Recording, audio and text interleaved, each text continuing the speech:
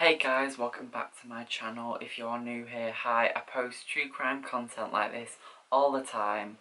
So if that's something you're interested in, hit that subscribe button and leave this a like. I have a case request form down below, so if there's any cases you want me to cover, then leave that down below or in the comments. And today we're going to be talking about the Jenny Jones show murder. Let's get on to the case. Scott Amedure was born on January 26, 1963 in Pittsburgh, Pennsylvania in the United States.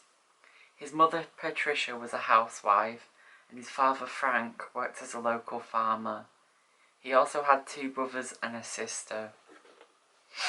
In 1968 the family moved to Michigan, but unfortunately 2 years later Patricia and Frank got a divorce. After this divorce, Scott and his two brothers and sister all moved in with their father Frank. At 17 years old, Scott dropped out of high school and decided to enlist in the US Army.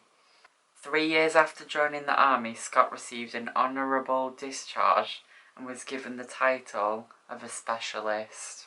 He then began technical communications jobs and working with telephones. He also became a bartender because he enjoyed the nightlife and enjoyed working at night. This case takes place in 1995. Talk shows were a massive thing in the 90s. There were a lot of them as well. And these shows would feed into shock value and show stories which were more scandalous. The Jenny Jones show had high ratings at the time and would cover topics such as my goth kid needs a makeover, or teenage being too hot, or teen by day, vampire by night. These are genuine topics which were talked about on the show. Now, the Jenny Jones show decided to host an episode about secret crushes, where people would come onto the show and confess to their crush that they had a crush on them. Scott had heard about this episode and he had applied. His application was approved and he was then flown out.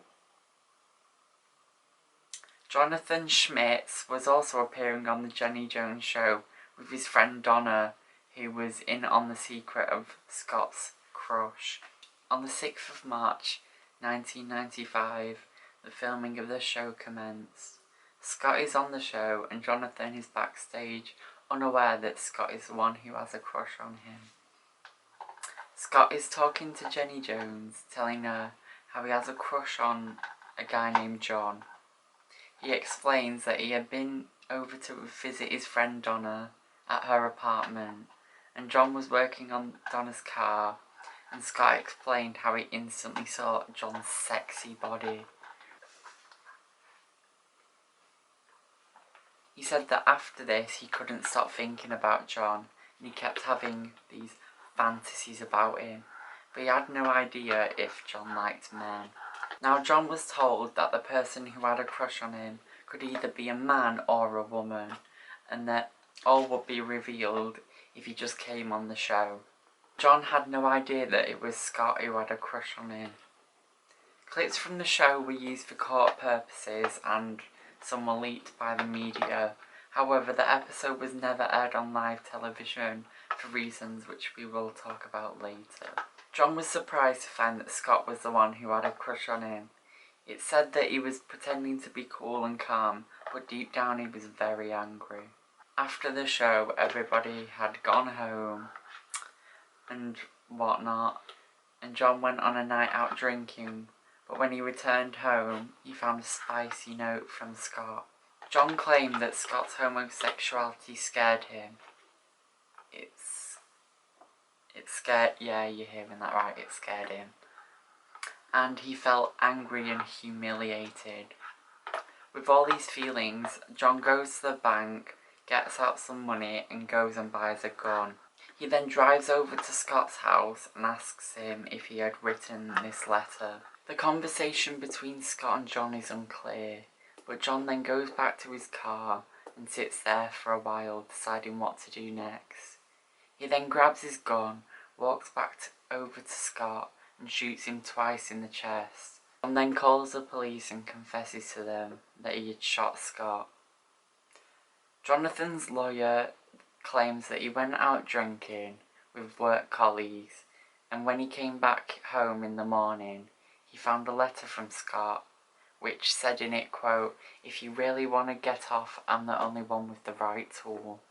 Then the morning after is when John confronted Scott and ended up shooting him to death. The producer of the Jenny Jones show testified, saying that John had called her the day after filming, saying that John and Scott had what the producers called a love connection. Scott's family were confused about what had happened and were trying to make sense of the whole situation, and they blamed the Jenny Jones show.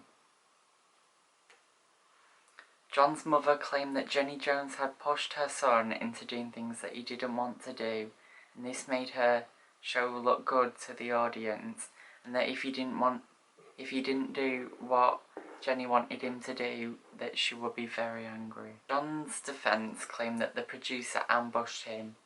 He believed that it was his ex-fiancée who had a crush on him. Producers say that they told John that it was a possibility that his admirer was a man or a woman, and they stand by the fact that they told him this information. Obviously, John is awaiting trial in jail. Professionals were finding it difficult to see if John was mentally stable at the time of the murder. Lawyers claim that he had manic depressive disorder and that he was heavily intoxicated with alcohol and weed at the time of the attack on Scott. The defence tried to direct some of the blame onto the Jenny Jones show and take away some of the blame on John.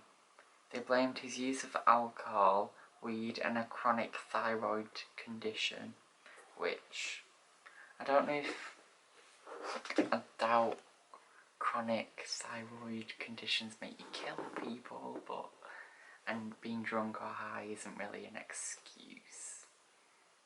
But the defence's main argument to protect John was the gay panic defense.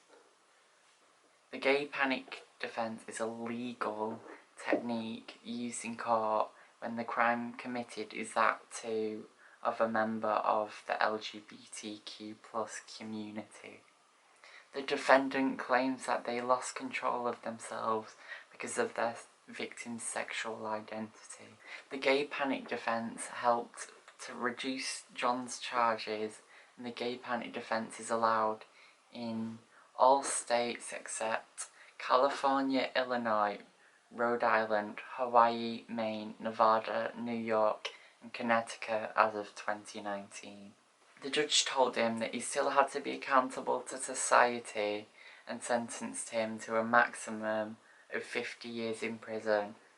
John later appealed his sentence, and in 1996 his charge was changed to second-degree murder, and he was found guilty and was sentenced to 25 to 50 years in prison. He then reappeared and retrialled and was found guilty again. Once John was in prison, Scott's family went looking for revenge. They went after Jenny Jones pretty hard. They blamed Jenny Jones and her producers for his death.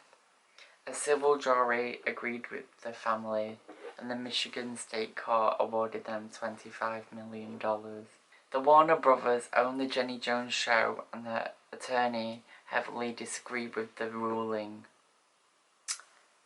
They called the ruling a profoundly disturbing verdict. They appealed and the ruling was overturned. John was sent to the Parnell Correctional Institution in Mississippi, and he did his time quietly according to his lawyers. In 2017, after serving 22 years, he was released on parole. So let me know down below what your opinion on this case is. Your opinion on the gay panic defense, which I don't think should be a defense. This is borderline a hate crime in my opinion, but would it legally be a hate crime? Maybe nowadays, but yeah, let me know what you think of this case, and I'll see you in my next video. Bye.